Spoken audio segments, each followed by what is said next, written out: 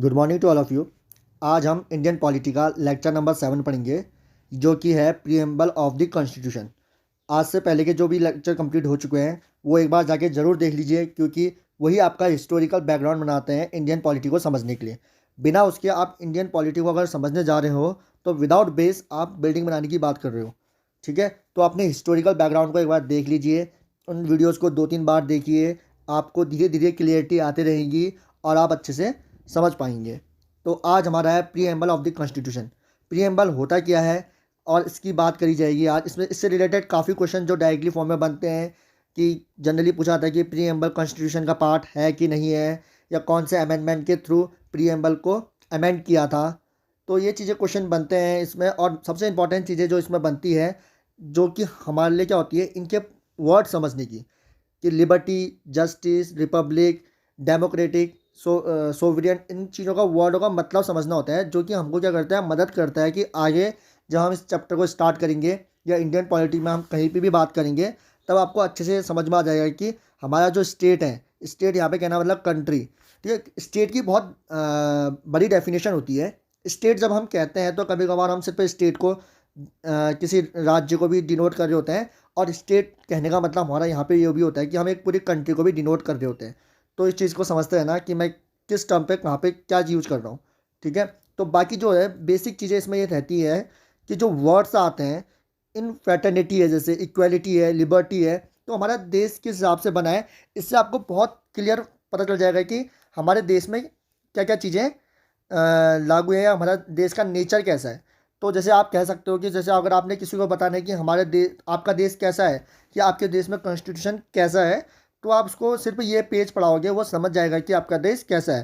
क्योंकि ये क्या है, एक तो प्रीफेस कह सकते हो आप, प्रस्तावना कह सकते हो इसको। ये कि आपका प्रीफेस ऑफ द कॉन्स्टिट्यूशन कह सकते हैं हम प्रीएम्बल को। प्रीएम्बल में देखो वो सारी चीज़ें रखी गई थी।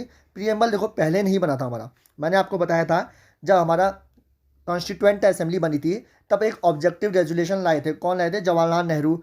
तो उन्हीं उसी ऑब्जेक्टिव रेजोल्यूशन से हमने चीज़ें उठा के हमने प्रीएम्बल्स में रखी हैं, कि अगर शॉर्ट फॉर्म में बोलें कि हमारे कॉन्स्टिट्यूशन में क्या क्या है, तो वो समझाने के लिए सारा ये प्रीफेस होगा। ये चीज़ आपने पहले भी देखी होंगी। ये प्रीएम्बल जो आपने पढ़ा होगा, ये पहले भी आप अपनी एनसीईआरटी की कॉपियाँ बुक उठा लीजिए, उनके फ्रंट पेज में गांधी जी बने होंगे, उसमें लिखा रहता है जनरली इस टाइप से। तो ये होता है प्रीएम्बल। ठीक है, इसको एक बार पढ़ लीजिए, क्योंकि ये ऐसी चीज़ है कि एग्जाम में कभी कभार ये डायरेक्ट क्वेश्चन भी पूछा गया है कि इनमें से कौन सा वर्ड प्रीएम्बल में नहीं है। तो इसमें आपको 2-3 बार देख लेना कि आपके कौन से वर्ड प्रीएम्बल्स में है। तो इसको मैं एक बार पढ़ ले रहा हूँ, बाकी जो इनकी वर्ड की मीनिंग है वो सारी चीज़ें आपको आज समझाऊंगा। इसमें देखो पहले लिखा है, we the people of India having solemnly dissolve to constitute India into a sovereign. Sovereign का मतलब क्या है आपको बताया जाएगा। Socialist, secular, democratic, republic. ये इंडिया का नेचर बताएगी, नेचर ऑफ इंडियन स्टेट किस नेचर का है। And to secure to all its citizens, और अपने सिटीजन के लिए क्या सिक्योर करने की बात करी है इसने, जस्टिस की बात करी है। अब जस्टिस किस में मिलेगी? सोशल भी होगी, इकोनॉमिकली भी होगी, पॉलिटिकल भी होगी। लिबर्टी की बात करी है, ऑफ थॉट्स होगी, एक्सप्रेशन होगा, बिलीव होगा, फेथ होगा, वर्शिप होगी। तो हम लिबर्टी आज़ादी दे रखी है, तो सोचने की भी आज़ादी दे रखी है हमने, एक्सप्रेशन अपने भाव को व्यक्त करने की, अपनी बिलीव्स की, अपने फेथ, हम किस में भरोसा करते हैं, हम किसकी पूजा करते हैं, किसका मानते हैं, उस चीज़ की भी हमको लिबर्टी दे रखी है। इक्वलिटी की बात करें तो equality of status end of opportunity, हमें इक्वलिटी मिली है स्टेटस की, सबको समानता का अधिकार मिले, और अपॉर्चुनिटी जैसे हम किसी चीज़ के लिए अप्लाई करते हैं तो उसमें सबको अपॉर्चुनिटी बराबर मिले। And to promote among them all, और इस चीज़ को प्रमोट करने की बात करिए। फैटर्निटी की बात करिए, fraternity assuring the dignity of an individual, individual की डिग्निटी की बात करिए। And the unity and integrity of the nation, unity मतलब एकता की बात करिए, और इंटीग्रिटी की बात करिए नेशन की। ठीक है, अखंडता की बात करिए हमारे देश की। इसके नीचे लिखा है, in our constitution assembly, constituent assembly, this 26 day of November 1949 do hereby adopt enact and give to our self this constitution. तो इसमें हमने ये बोला है, हमने अपने आप को कॉन्स्टिट्यूशन दिया है, और जो इनैक्ट कब से हुआ है, अडॉप्ट कब से हुआ है, 26 डे ऑफ नवंबर 1949 से। तो ये सारी चीज़ें हमने लिखी है कि कब से हमको इस चीज़ की अडॉप्ट किया गया है, कब से इनेक्ट किया है, और इसमें जो टर्म्स यूज करें हैं वो ये बता रहे हैं, वो क्या क्या चीज़ें बता रहे हैं, आप इसको समझते रहना। हाँ, integrity of sorry ingredients of preambles, preambles के अंदर जो जो इंग्रेडिएंट्स हैं, देखो मैं सबसे पहले आपको दोबारा बता दे रहा हूँ कि प्रीएम्बल हमारा क्या है, एक टाइप से आप कह सकते हो इसे हमारा आइडेंटिटी कार्ड है। जैसे कोई अगर हमसे कहेगा आपके आपके कॉन्स्टिट्यूशन में क्या क्या चीज़ें हैं, तो उसको हम बता सकते हैं ईजिली सिर्फ प्रीएम्बल दिखा के, और वो समझ जाएगा कि ये देश के अंदर चीज़ें कैसे चलती हैं और कैसे चीज़ें होती हैं। ठीक है, इनमें से एक फेमस जो कॉन्स्टिट्यूशन एक्सपर्ट थे, उन्होंने PN पालकीवाला, उन्होंने क्या कहा था, उन्होंने प्रीएम्बल को क्या कहा था कि preamble is the identity card of our constitution. Preamble क्या है, हमारे कॉन्स्टिट्यूशन का आइडेंटिटी कार्ड है। किसने कहा था? PA पालकीवाला ने, सॉरी NA पालकीवाला ने। ठीक है, तो ये चीज़ें क्या होती है, आइडेंटिटी कार्ड की तरह काम कर रहा था हमारा, कि हमको ये बता रहा था कि हमारे पूरे कॉन्स्टिट्यूशन में क्या है। जो आगे हम पढ़ने वाले हैं वो सिर्फ हम प्रीएम्बल से अगर समझें कि हमारा कॉन्स्टिट्यूशन किस टाइप का है, तो इससे हम समझ सकते हैं। आप ये देखिए, इंग्रेडिएंट क्या है प्रीएम्बल्स के अंदर क्या क्या चीज़ें की बात करी गई है। अगर हम उसको पूरा अच्छे से खोल के देखें तो source of authority of constitution, हमारे जो कॉन्स्टिट्यूशन को अथॉरिटी मिलती है, जो सोर्स मिलती है, पावर मिलती है, वो कहाँ से मिलती है? वो मिलती है, constitution derive it's authority from the people of India. जो हमारे कॉन्स्टिट्यूशन को ताकत मिलती है या अथॉरिटी मिलती है, वो कहाँ, किसके द्वारा मिलती है? पीपल के द्वारा मिलती है। क्योंकि जब आपने ये पढ़ा तो फर्स्ट लाइन पढ़ो, we the people of India. ठीक है, हमने इसकी बात करी थी कि हमने इसको अथॉरिटी दी थी। और उसका जो नेक्स्ट है, नेचर ऑफ इंडियन स्टेट, हमारे इंडिया के स्टेट का नेचर कैसा होगा, इस चीज़ के बारे में भी बात करिए। India is a sovereign, socialist, secular, democratic and Republic. ठीक है, ये सारे टर्म मैंने कुछ कुछ टर्म आपको बताए हैं, अभी मैं इनको ब्रीफली आगे जाके बताऊंगा आपको। आगे सारे टर्म्स को मैं अच्छे से क्लियरली आपको बताऊंगा। इसके बाद है ऑब्जेक्टिव ऑफ द रेजोल्यूशन, हमारे रेजोल्यूशन का ऑब्जेक्टिव क्या है। हाँ, तो नेक्स्ट है आपका ऑब्जेक्टिव ऑफ कॉन्स्टिट्यूशन, हमारे कॉन्स्टिट्यूशन का ऑब्जेक्टिव क्या क्या है। ऑब्जेक्टिव की बात जैसे हमने ऊपर पढ़ी, देखो हम क्या दे रहे हैं, जस्टिस दे रहे हैं, लिबर्टी दे रहे हैं, इक्वलिटी की बात कर रहे हैं ना, जस्टिस होगा, लिबर्टी होगी, इक्वलिटी होगी और फ्रेटर्निटी की बात कर रहे हैं हम। उसके बाद डेट ऑफ एडॉप्शन, हमने किस डेट को इस चीज़ को अडॉप्ट किया था प्रीएम्बल को, वो क्या था 26 नवंबर 1946। ये जो सारी चीज़ें हमने लिखी है ना, इंग्रेडिएंट जितने भी हैं प्रीएम्बल्स के, वो हमने कहाँ से उठा के लिखे हैं? वो हमने इसके प्रीएम्बल से ही उठा के लिखे हैं। ठीक है, ये कोई चीज़ हम नहीं लाए, ये हमने ऊपर से उठाई है। तो ये चीज़ें अब मैंने उसका पूरा निचोड़ निकाल दिया कि बेसिक क्या क्या वर्ड इसमें से हमने लिए। अब इन चीज़ को हम अच्छे से डिफाइन करेंगे। एक चीज़ तो आप अच्छे से समझ गए कि सोर्स ऑफ अथॉरिटी क्या है। हम खुद सोर्स ऑफ अथॉरिटी है किसके लिए? अपने कॉन्स्टिट्यूशन के लिए। हम किसको हम पावर दे रहे हैं ना उसको, we the people of India वाली बात कर रहे हैं। Constitution drive its authority from people of India. ठीक है, हम लोग ही क्या दे रहे हैं, कॉन्स्टिट्यूशन को पावर दे रहे हैं, अथॉरिटी दे रहे हैं। और लास्ट चीज़ आपको पता लगी डेट ऑफ एडॉप्शन कि 26 नवंबर 1946 को हमने इसको क्या किया, अडॉप्ट किया, इनेक्ट कर लिया। ठीक है, जब लास्ट हमारा कॉन्स्टिट्यूशन बना था तब हमने इसमें साइन करे थे। बाकी nature of India state, India का जो नेचर है, ठीक है, उसके बारे में बात करिए, क्या क्या टर्म्स डालें और ऑब्जेक्टिव क्या है जो हम प्रोवाइड करेंगे वो डालें। और आगे आप इन चीज़ों को कंप्लीट तरीके से समझेंगे। और फीचर ऑफ इंडियन कॉन्स्टिट्यूशन, हमारे इंडियन कॉन्स्टिट्यूशन का फीचर्स क्या क्या है ये देख लो एक बार। देखो, रिफर टू द इंट्रोडक्शन और प्रीफेस ऑफ द कॉन्स्टिट्यूशन, जो हमारा प्रीएम्बल है ना उसके फीचर्स बता रहा है आपको कि ये क्या है, इंट्रोडक्शन है, और आप इसको कह सकते हो प्रस्तावना भी कह सकते हो। प्रीफेस ऑफ द कॉन्स्टिट्यूशन का क्या है, प्रीफेस है, प्रस्तावना है। दूसरा मैंने आपको ये पहले बता चुका है, identity card of the constitution, किसने बोला था? NA पालकीवाला ने। ठीक है, पालकीवाला ने बोला था कि ये क्या हमारा identity card of the constitution है। थर्ड पॉइंट है, देखो आप, source of authority of the constitution is the people of India. ये भी मैंने आपको बताया था कि जो सोर्स ऑफ अथॉरिटी मिलती है हमारे कॉन्स्टिट्यूशन को, वो कहाँ से मिलती है? हमसे मिलती है, पीपल ऑफ इंडिया से मिलती है। जो हम सिटीजन है ना, हमसे ही उसको अथॉरिटी मिलती है। फोर्थ पॉइंट अगर आप देखते हो, tell the nature of polity in India, India का नेचर बताता है कि इंडिया किस नेचर का है, सोवरियंट है, सोशलिस्ट है, सेकुलर है, डेमोक्रेटिक है और रिपब्लिक है। ठीक है, इन सारे वर्डों को मैं आपको अच्छे से समझाऊंगा नेक्स्ट स्लाइड में। Tells the object of people, tells the objective of people of India. Objective भी बताता है, इससे पहले आपको बता चुका है कि जस्टिस, लिबर्टी और फ्रेटर्निटी की बात करता है। was added in the last after the completion of the whole constitution but the idea was proposed by Jawaharlal Nehru in the objective resolution। ये मैंने आपको पहले बता दिया था कि जो भी ये चीज़ें सारी थी हमने कब पास करी, कंप्लीट जब हमारा पूरा कॉन्स्टिट्यूशन बन गया। उसके बाद जो हमने निचोड़ निकाला उसको हम क्या बनाया, प्रीएम्बल बनाया कि हाँ भाई हमारा प्रीएम्बल दिख कैसा रहा है। तो हमने पूरे कॉन्स्टिट्यूशन का निचोड़ बनाया और ये टर्म्स समझ में आ रहे हैं कि हाँ हमारा देश इस तरह से काम कर रहा है या इसके ये ऑब्जेक्टिव्स हैं और इसके ये नेचर है करके ना। लेकिन इस चीज़ का पहले ही प्रपोज कर दिया था कि जवाहरलाल नेहरू जब अपना ऑब्जेक्टिव रेजोल्यूशन लेके आए थे कि जब वो 13 दिसंबर 1946 को उन्होंने ऑब्जेक्टिव रिजोल्यूशन लाए थे, उन्होंने कहा था हमारा कॉन्स्टिट्यूशन कैसा दिखेगा। तो उसके लिए जो उन्होंने टर्म्स यूज करे थे, अपनी पूरी स्पीच दी थी, उस स्पीच में से ये सारे टर्म जरूर उन स्पीच में सारे टर्म थे। फिर उसी के बेस में हमने कॉन्स्टिट्यूशन बनाया, फिर उसी को दोबारा निचोड़ के हमने प्रीएम्बल बनाया।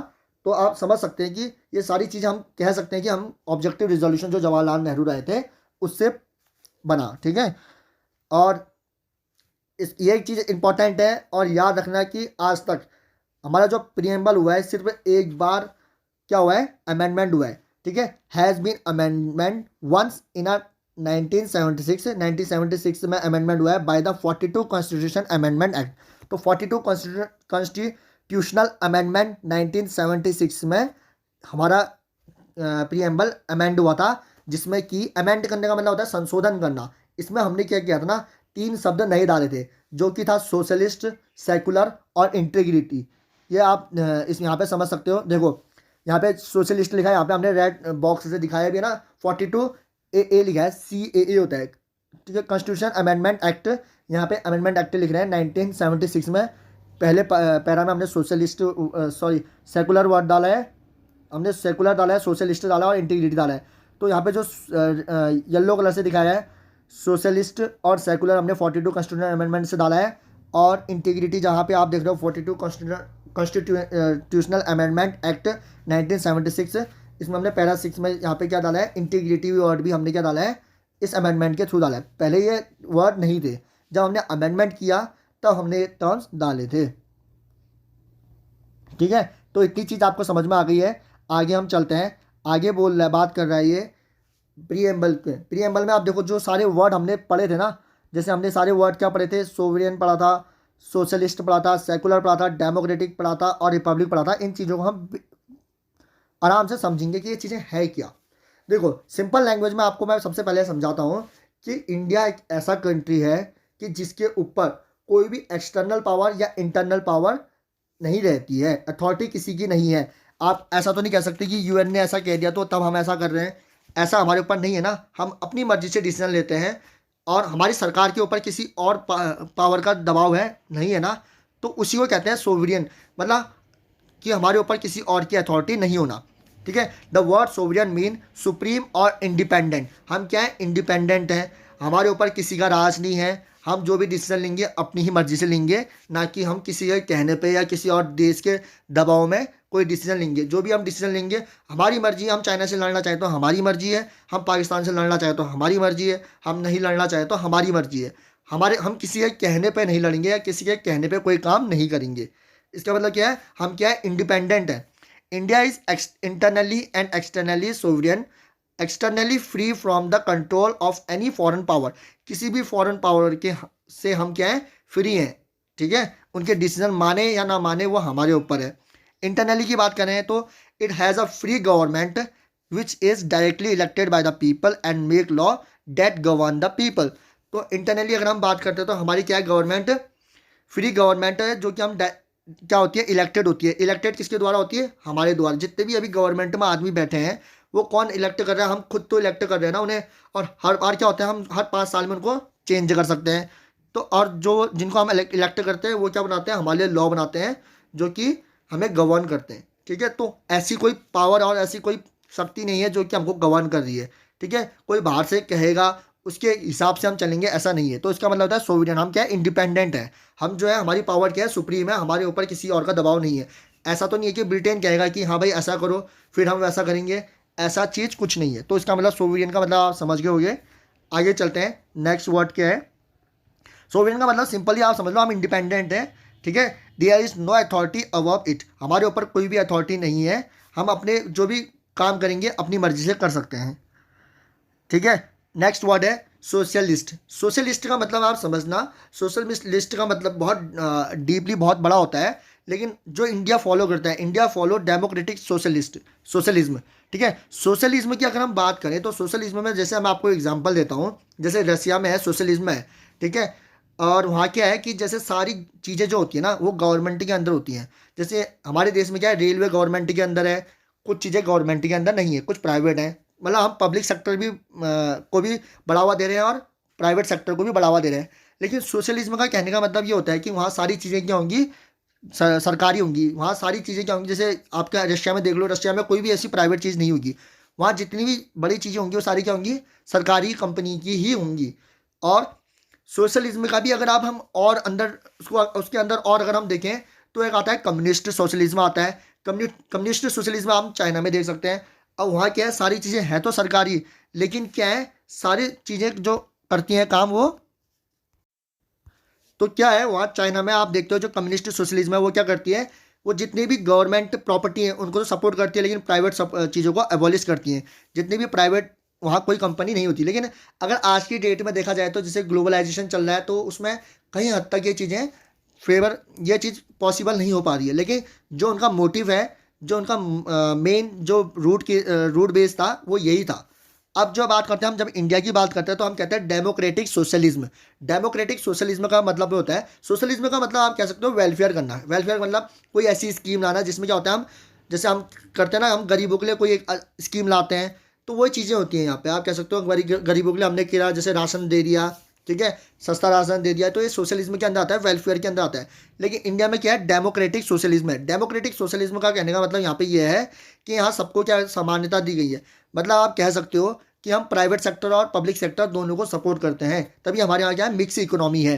जैसे हमारे यहाँ रेलवे हो गया, डिफेंस हो गया, ये क्या है, गवर्नमेंट का है। और लेकिन हमने कई ऐसी चीज़ें सेक्टर रखे हैं जो प्राइवेट के भी हैं। तो आपकी इच्छा है कि आप जहाँ जाना चाहो वो आपके अंदर है। कुछ जो मेजर चीज़ें हैं, मेजर चीज़ों को हमने किस में रखा है, जैसे आपका पेट्रोल पंप लगा लो, पेट्रोल पंप प्राइवेट भी होते हैं, रिलायंस के भी हैं, गवर्नमेंट के भी हैं। ठीक है, जिनको गवर्नमेंट कंट्रोल करती है। तो आपकी मर्जी, आप जहाँ से तेल बनाना चाहो, जहाँ से आपको बेटर लगे। तो यहाँ पे हम प्राइवेट और पब्लिक सेक्टर दोनों को क्या करते हैं, साथ लेके चल रहे होते हैं। और रही बात सोशलिज्म की, यहाँ पे जो आपकी बात करता है डेमोक्रेटिक सोशलिज्म की, सेकंड पॉइंट पढ़ना आप, social equality in this content means the absence of discrimination on the ground of only of caste, colour, creed, sex, religions and language. तो इन चीज़ों के बीच में हम क्या करेंगे, सोशल इक्वलिटी लाएंगे, और हम इन चीज़ों के बीच में डिस्क्रिमिनेशन नहीं करेंगे। फॉर्मेशन ऑफ वेलफेयर स्टेट, और हमारा मोटिव क्या रहेगा, डेमोक्रेटिक, मतलब डेमोक्रेटिक वे में। डेमोक्रेटिक वे में कहने का मतलब हम प्राइवेट को भी मौका दे रहे हैं और पब्लिक को भी मौका दे रहे हैं। और हम क्या करना चाह रहे हैं, वेलफेयर स्टेट बनना चाह रहे हैं कि हम क्या करें, लोगों की मदद कर सकें। देखो जैसे गरीब है ना हमारे देश में, हम क्या करते हैं, अमीरों से टैक्स लेते हैं, अमीरों से हमने टैक्स लिया गवर्नमेंट ने, और उसी पैसों को क्या किसके लिए यूज करते हैं, वेलफेयर स्कीम में यूज करते हैं, किसके लिए, गरीबों के लिए। तो ये इस चीज़ को हम सोशलिज्म समझ सकते, को सिंपल वे में इसी वे में समझ सकते हैं कि सोशलिज्म का कहने का मतलब है क्या। ठीक है, जैसे रशिया में होता है कि वहाँ इक्वलिटी लोगों के बीच में ज़्यादा है, कि वहाँ डिफरेंसेस नहीं है, अमीर गरीब नहीं है, क्योंकि वो क्या करते हैं, जो भी ज़्यादा पैसा कमाता है उन सबका पैसा टैक्स में कट के बाकी सबको बराबर बांटा जाता है, इस टाइप से होता है। नेक्स्ट पॉइंट आप समझो, सेकुलर की बात करते हैं हम। जब हम सेकुलर की बात करते हैं तो सबसे पहले जो टर्म आया था ये यूरोपियन साइड से उठ के आया था। एक्चुअल में होता क्या था, यूरोपियन साइड को ये होता था कि जैसे उस वक्त वहाँ की जो चर्च थी वो बहुत ज़्यादा इन्वॉल्व रहती थी किसी भी स्टेट के अंदर, किसी भी कंट्री के अंदर क्या करने में, डिसीजन चेंज करने में। तो इस चीज़ से लोग बाद में क्या हो गए थे, काफ़ी चिढ़ जैसे गए थे कि ये चीज़ें बार बार इन्वॉल्वमेंट इनकी सही नहीं लग रही थी। तो इन्होंने वर्ड लाया था सेकुलर। लेकिन उनका और इंडिया में जो सेकुलर टर्म है वो अलग अलग डेफिनेशन के बेस पे लिया गया है। उन्होंने क्या कहा है, उनका जो मोटिव है, उन्होंने कहा है कि हमारे कोई भी काम में, ठीक है, स्टेट के कोई भी काम में जो आपका क्या है, चर्च है या फिर आपका जो धर्म है, वो क्या रहेगा, बिल्कुल साइड हो जाएगा। ठीक है, हम उस चीज़ को बिल्कुल फॉलो नहीं करेंगे। बल्कि इंडिया ने क्या कहा है, ये आप, तो आप इतना समझ गए कि वहाँ पे क्या कहा था कि वहाँ पे हमने कहा था कि बाहर क्या कहा था यूरोपियन साइड की, जो भी हम काम करेंगे, जो भी कंट्री काम करेगी, तो उसको क्या कहा था, सेकुलरिज्म का टर्म उन्होंने कैसे डिफाइन किया था कि हम चर्च, जो भी रिलीजन है, उसको बिल्कुल ही दूर रखेंगे। ठीक है। इंडिया में हमने ये नहीं कहा कि हम उसे दूर रखेंगे, हमने कहा कि जो भी हम काम करेंगे, मैं कहने का मतलब ये है कि जो हमारा जो भी धर्म है, इन सब सारे धर्मों को हम क्या देंगे, इक्वल स्टेटस देंगे। हमने किसी को ये नहीं कहा कि हम तू बड़ा है या वो बड़ा है या ये बड़ा है। हमने कहा था किसी भी धर्म को हम बड़ा छोटा नहीं कहेंगे, हम सभी धर्मों को इक्वल राइट देंगे और इक्वली इनको ट्रीट करेंगे। आप यहाँ पे पढ़ सकते हैं equality of all religions and religions tolerance. हमने क्या कहा, इक्वली देंगे रिलीजन को, सबको क्या रखा हमने, इक्वली रखा। हमने ये नहीं कहा कि किसी की जनसंख्या ज़्यादा है, किसी की मेजॉरिटी है तो उसको हमने ऊपर रखा, या किसी में माइनॉरिटी है तो हमने नीचे रखा, ऐसा नहीं करा। हमने क्या रखा कि सभी धर्मों को समान रखा जाएगा, इरिस्पेक्टिव ऑफ देयर पॉपुलेशन। उसकी पॉपुलेशन को ना देखते हुए हमने कहा कि सभी धर्मों को हम बराबर सामान्यता देंगे। ठीक है। दूसरा देखो, Indian therefore does not have any official state religion. तो हमारे स्टेट में कोई ऑफिशियल रिलीजन नहीं है। स्टेट का मतलब अगर आप पूरी कंट्री की बात करें तो हम ये नहीं कह सकते किसी पर्टिकुलर रिलीजन्स को बिलोंग करता है, या गवर्नमेंट ने ये नहीं कहा होगा कि हम पर्टिकुलर रिलीजन से हैं। ठीक है। और ना ही किसी स्टेट गवर्नमेंट ने ये कहा होगा कि ये स्टेट इस रिलीजन को बिलोंग करता है, ऐसा किसी को नहीं कहेंगे। हाँ, अगर ज़रूरत पड़ी तो जब गवर्नमेंट क्या है, हर धर्म को बराबर, जैसे एग्जांपल के तौर पे आपको बताता हूँ मैं, जैसे पहले होता था कि कोई हज यात्रा जाएगा या कोई चार धाम यात्रा जाएगा तो गवर्नमेंट उसको क्या करेगी, सपोर्ट करेगी। वो ये नहीं कहेगी कि मैं एक को सपोर्ट कर रही हूँ, एक को सपोर्ट नहीं कर रही हूँ। वो सपोर्ट करेगी तो दोनों को इक्वली सपोर्ट करेगी। इस टाइप से चीज़ें होती थी। नेक्स्ट पॉइंट आप देखो, India therefore does not have any official state religion. हमारे हमारे कंट्री में क्या है, कोई भी स्टेट का पर्टिकुलर रिलीजन नहीं है। आगे पढ़ो, आगे देखो आप यहाँ पे डेमोक्रेटिक वर्ड को हमने डिफाइन किया है प्रीएम्बल के अंदर। जो डेमोक्रेटिक वर्ड है इसमें आप देखना, the people of India elect their government at all level, union, state and local. हमारे देश में क्या होता है, जो लोग होते हैं वो गवर्नमेंट बनाते हैं, चाहे वो आपकी बात कर लो यूनियन की बात कर लो, सेंट्रल की बात कर लो, स्टेट की बात कर लो, या लोकल की बात कर लो। पंचायती इलेक्शन देखे होंगे आपके, लोकल में नगर पालिका इलेक्शन होते होंगे, by a system of universal adult franchise. तो आपके उसमें क्या होता है कि यूनिवर्सल एडल्ट सफरेज होता है। आप वोटिंग का क्या होता है, सबको अधिकार होता है, नहीं होता है। आप सब जाके वन मैन वन वोट, आप एक आदमी जाएगा एक वोट देगा। ऐसा तो नहीं है कि कोई एमपी है या कोई प्रधानमंत्री है तो उसको एक वोट में दो वोट मिल रहे हैं। सबको क्या है, इक्वली राइट्स है और इक्वली वोट की वैल्यू है सबकी। तो हम अपनी गवर्नमेंट चाहे सेंट्रल लेवल में हो, स्टेट लेवल में या लोकल लेवल में, हम खुद चुनते हैं और हमको इक्वली राइट है वोट देने का। और सभी एक आदमी का वोट रहता है, एक आदमी का एक वोट रहता है। Every citizen enjoy this right without any discrimination. बिना डिस्क्रिमिनेशन के हर सिटीजन इस चीज़ को एंजॉय करता है, अपने राइट्स को एंजॉय करता है ऑन द बेसिस और किसी भी बेसिस में डिस्क्रिमिनेशन नहीं किया जाता, चाहे वो कास्ट हो, क्रीड हो, कलर हो, सेक्स हो, रिलीजियंस हो या एजुकेशन हो। हम ये तो नहीं कहते कि कोई आदमी अनपढ़ है तो उसको वोट देने का अधिकार नहीं है। हम क्या कहते हैं, सबको बराबर सामान्य अधिकार है ना। चाहे अगर प्रधानमंत्री भी जा रहा हो या चाहे कोई एक अनपढ़ इंसान भी जा रहा है तो वो अगर वोट देगा तो one man one vote count होगा। तो यहाँ डेमोक्रेसी है। डेमोक्रेसी मतलब हम अपनी गवर्नमेंट को चुनते हैं। डेमोक्रेट में क्या होता है कि हम अपनी गवर्नमेंट को चुनते हैं और जो हमको क्या करती है, गवर्न करती है। ठीक है। लिबर्टी, ये भी मैंने पिछले बार बता दिया था आपको। लिबर्टी मतलब क्या है, आज़ादी कह सकते हो। इन द सिंपल सेंस में कह सकते हो किसी विशेष आदमी को कोई विशेष अधिकार ना मिलना। ठीक है। लिबर्टी क्या है, लिबर्टी सॉरी वो तो इक्वलिटी हो गई, सॉरी। लिबर्टी का मतलब होता है फ्रीडम ऑफ थॉट। आपके जो थॉट्स होते हैं, आप एक्सप्रेशन है, बिलीव है, फेथ है, वर्शिप है, आप किसी की पूजा कर रहे हो वो आपके हाथ आपके हैं। हम ये तो नहीं कहेंगे कि ना ना ना ना आप याली इस भगवान की पूजा मत करो, आप इन भगवान की पूजा करो। ये हमारे कॉन्स्टिट्यूशन ने क्या दे रखी है, हमको स्वतंत्रता दी है कि हम जिस चीज़ को भरोसा करें, हम जिस चीज़ को माने, हम जिस चीज़ में बिलीव करें, हम जिस चीज़ की पूजा करें, ये सारी चीज़ें हमको दे रखी हैं। और साथ में FR मतलब फंडामेंटल राइट्स, जो हमारे राइट्स हैं, मूल अधिकार है, उसकी भी हमको क्या है, लिबर्टी है। At the same time does not means licence to do anything but within the limit of the constitution. ये टर्म भी हमारे उसमें डाला है कि जो भी हमारे राइट्स हैं वो एब्सोल्यूट राइट नहीं है। आप ये नहीं कह सकते हो कि हाँ मुझे बोलने का अधिकार है तो अपने पड़ोसी को गाली देना शुरू कर दे रहे हो आप। ठीक है। और वो अगर कुछ कहता है तो आप कहोगे मेरे को तो बोलने का अधिकार है। ये चीज़ें नहीं होती है। आप उसकी फ्रीडम को क्या कर रहे हो, वायलेट कर रहे हो। तो इस चीज़ को तभी कहा है कि सेम टाइम हमने ये भी कहा है कि ये आपको लाइसेंस नहीं देता कि आप कुछ भी कर सको। आपको ये लिमिट ऑफ कॉन्स्टिट्यूशन में रहते हुए आपको चीज़ें करनी होती हैं। तो इस चीज़ को इंपॉर्टेंट ध्यान रखना। ऐसा नहीं कि आप पड़ोस में गए और कहा कि मुझे बोलने की आज़ादी है, राइट टू एक्सप्रेशन है, और मैंने वहाँ इसको गाली गाली वाली देना शुरू कर दिया, लड़ाई करना शुरू कर दिया, ऐसा नहीं होगा। ठीक है, तो लिमिटेशन के अंदर रहते हुए हमने अपने कॉन्स्टिट्यूशन को फॉलो करना होता है। अब इक्वलिटी की बात आ गई है। इक्वलिटी में बोलता है means absence of special privileges to any section of the society. हम यहाँ पे क्या बात कर रहे हैं कि इक्वलिटी मतलब हम क्या कह रहे हैं, सबको समानता का अधिकार होगा। ठीक है, हम ऐसा तो नहीं कहेंगे कि हाँ भाई ये आदमी प्रधानमंत्री है तो इसके वोट का काउंटिंग 10 होगी, ऐसा हम नहीं कहेंगे। या अगर प्रधानमंत्री ने खून किया या हमने खून किया, हम ये नहीं कहेंगे कि उनको सज़ा कम मिल रही है, उनको कम मिलेगी और हमको ज़्यादा मिलेगी, ऐसा नहीं होगा। हर इंसान को क्या होगा, लेकिन स्पेशल प्रिविलेजेस नहीं मिलेंगे। ठीक है, किससे related, absence of special privileges to any section of society. किसी सेक्शन ऑफ सोसाइटी को कोई एक्स्ट्रा प्रिविलेजेस नहीं मिलेंगे, सेम कानून के हिसाब से उससे भी ट्रीट किया जाएगा और सेम कानून के हिसाब से आपको भी ट्रीट किया जाएगा। तभी यहाँ पे कहा जाता है कि पॉलिटी पढ़ना बहुत इंपॉर्टेंट है। पॉलिटी ऐसा सब्जेक्ट है जो आपको अधिकार बताती है कि आपके क्या अधिकार हैं, जिससे आप समझ सकते हो कि हाँ मैं अपने अधिकार के हिसाब से चल रहा हूँ। और इसका अगर आप अपने अधिकार के हिसाब से चल रहे हो, अपने राइट्स के हिसाब से चल रहे हो, तो आपको कोई भी नहीं दबा सकता बिना गलती के। ठीक है, तो ये चीज़ें आपको पता होनी चाहिए कि आपके मूल अधिकार क्या हैं, आपके राइट्स क्या हैं, आप अपने राइट्स के अंदर थे या राइट से बाहर थे। चीज़ों को पता तब चल, जब आप पढ़ोगे इन चीज़ों को तब जाके आपको पता चलेगा। तो पॉलिटी ना सिर्फ एजुकेशन के हिसाब से बल्कि एक सोशल लाइफ में जीने के हिसाब से भी आपके अधिकार क्या है उसके लिए भी बहुत ज़्यादा इंपॉर्टेंट रहती है। ठीक है, जैसे कोई अगर नेता है, आप ये नहीं कहोगे कि नेता को अलग केस होगा। ठीक है, केस दोनों में सेम होता है। ठीक है, तो क्या होता है, इक्वलिटी होती है, सब में इक्वलिटी की नज़र से देखा जाएगा। तो आगे देखो, providing adequate opportunity for all the individual without discrimination. बिना डिस्क्रिमिनेशन को सबको क्या दिया जाएगा, इक्वल अपॉर्चुनिटी की बात करी जाएगी, इक्वल अपॉर्चुनिटी दी जाएगी बिना डिस्क्रिमिनेशन के।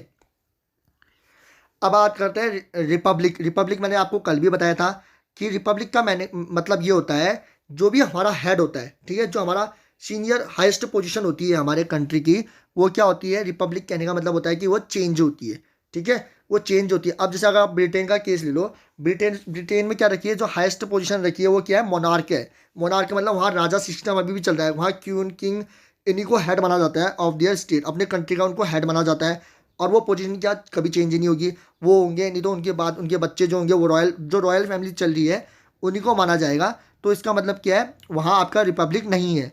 रिपब्लिक देखो, अब यहाँ पे दो फोटो दिए हैं, एक तो इंडिया के हिसाब से दिए हैं और एक यूएसए के हिसाब से दिए हैं।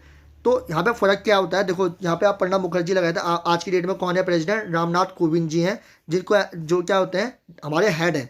ठीक है, लेकिन ये चीज़ याद रखना, आप यहाँ पे लाइन पढ़ो, head of the state is always elected directly USA. USA में क्या होता है, हेड ऑफ द स्टेट जो प्रेसिडेंट है, आजकल कौन है, जो बिडेन है ना, वो क्या है, प्रेसिडेंट ऑफ यूएसए। वहाँ क्या जो इलेक्शन होता है, वहाँ डायरेक्ट इलेक्शन से प्रेसिडेंट को चुना जाता है। हमारे वहाँ प्रेसिडेंट को डायरेक्ट इलेक्शन से नहीं चुना जाता। इंडिया में कैसे चुना जाता है, इनडायरेक्ट इलेक्शन से। इनडायरेक्टली इलेक्शन कैसे होता है, क्या होता है, किसके द्वारा चुना जाता है, ये चीज़ें आपको आगे जब आप प्रेसिडेंट पढ़ोगे तब आप समझोगे। ठीक है, by the people for a fix period, उनको कुछ फिक्स पीरियड के लिए चुना जाता है ना। हम ये तो नहीं कहते कि जो हमारा हेड ऑफ द स्टेट है, जो हमारी सीनियर मोस्ट पोजीशन है, वो क्या है, चेंज होती रहती है। वो क्या होता है, हर टाइम पीरियड के बाद चेंज होते रहता है, इसलिए हम क्या है, रिपब्लिक कंट्री है। और अगर आप ब्रिटेन की बात करो तो ब्रिटेन में क्या चल रहा है, मोनार्क सिस्टम चल रहा है। वहाँ अभी भी क्या है कि रॉयल फैमिली का ही मेंबर सबसे हाईएस्ट पोजीशन में माना जाता है, और उनको हम रिपब्लिक नहीं कहेंगे।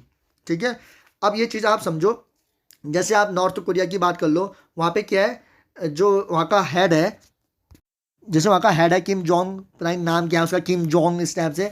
तो वहाँ क्या है, वहाँ भी रिपब्लिक नहीं है, वहाँ क्या है, एक सिंगल बंदा है और वही डिक्टेटरशिप कर रहा है, तो वहाँ डिक्टेटरशिप हो गई। ठीक है, वहाँ क्या है, एक ही बंदा है और वही हमेशा अपने आप को राजा बोलता है, वही सबसे टॉप पोजीशन में है और उसके हिसाब से चीज़ें हो रही है और वो कभी हट नहीं रहा है। वहाँ क्या हो गया, डिक्टेटरशिप हो गई। ठीक है, वहाँ ये चीज़ें नहीं लागू है। रिपब्लिक कहने का मतलब क्या होता है, जो हमारी हेड पोजीशन है वो क्या हो रही है, चेंज हो रही है। और नेक्स्ट पॉइंट आप देखो, political sovereignty lies with people unlike kind of dictatorship, क्योंकि ये चीज़ें इसलिए रखी जाती हैं कि हमारे ऊपर डिक्टेटरशिप नहीं हो। एग्जाम्पल के तौर पे अगर हम बात करें, जैसे अगर रामनाथ कोविंद है, उनको पता है कि अगर मैं ही प्रेसिडेंट ऑफ इंडिया बने रहूँगा, मैं ही हाईएस्ट पोजीशन ऑफ मेंटेन करे रहूँगा और मेरे अलावा कोई नहीं करेगा, तो इसका मतलब उनके अंदर डिक्टेटरशिप वाली फीलिंग आ जाएगी कि जो मैं कहूँगा वही होगा, ना मेरे को कोई हटा सकता है, ना मेरे को कोई भगा सकता है। तो उस चीज़ के लिए कम करने के लिए या उस चीज़ को हटाने के लिए हमने रिपब्लिक कंट्री बनाना पड़ता है। आगे आप इसमें नेक्स्ट देखोगे, इसका जो नेक्स्ट पॉइंट है आपका छोटा सा रह गया है, लेकिन इसको एक बार समझाऊँ तो थोड़ा थोड़ा जल्दी समझ लेना इसको मैं, ठीक है। इसमें क्या है देखो, इस preamble part of a constitution, क्या प्रियम्बल हमारे कॉन्स्टिट्यूशन का पार्ट है? ये क्वेश्चन आया था जब लोगों ने पूछा कि जैसे जब हमारा कॉन्स्टिट्यूशन बना उसके बाद तैयार हो गया, तो लोगों ने ये कहा क्या प्रियम्बल हमारे कॉन्स्टिट्यूशन का पार्ट है? तो बेरू बेरी वर्सेस यूनियन के बीच में केस चला था 1960 में। तो उस वक्त नेहरू की गवर्नमेंट थी। तो उस वक्त हुआ क्या था, एक नून एग्रीमेंट आया था। ये इंपॉर्टेंट नहीं है, आपको मैं सीधे पॉइंट टू पॉइंट ले जाता हूँ जो इंपॉर्टेंट है इसमें जो पॉइंट। तो जो है इस preamble is a part of a constitution, अगर मैं इसको पढ़ाता हूँ तो मेरे को लग रहा है कि लेंथी चले जाएगा, क्योंकि इसमें बहुत सी इंपॉर्टेंट चीज़ हैं जो कि एग्जाम पॉइंट ऑफ व्यू से इंपॉर्टेंट रहती है। जैसे केस वन भारतीय केस है, और क्या कहते हैं अमेंडेबिलिटी अमेंड अमेंडबिलिटी ऑफ प्रीएम्बल की अगर हम बात करें तो ये इंपॉर्टेंट चीज़ रहती है इसमें से। तो ये लेंथी हो जाएगा, इसको मैं नेक्स्ट लेक्चर में कवर करता हूँ। आज के लिए इतना ही। बाकी जो चीज़ आपको कराया है, आपको जो टर्म यूज करे हैं, रिपब्लिक, इक्वलिटी, सारी चीज़ें, डेमोक्रेटिक, सेकुलर, सोशलिस्ट, ये सारी चीज़ों को एक बार अच्छे से देखना, दोबारा समझना, क्योंकि ये चीज़ें ऐसी हैं कि जो आपका बेस बनाती हैं और यही जाके आपको आगे मदद करती हैं अपने लेक्चर को समझने के लिए। तो आई होप आप ये सारी चीज़ें फॉलो कर रहे होंगे जो मैं आपको बता रहा हूँ, और अपनी तैयारी प्रॉपर वे में करते रहे, और बेस्ट ऑफ लक।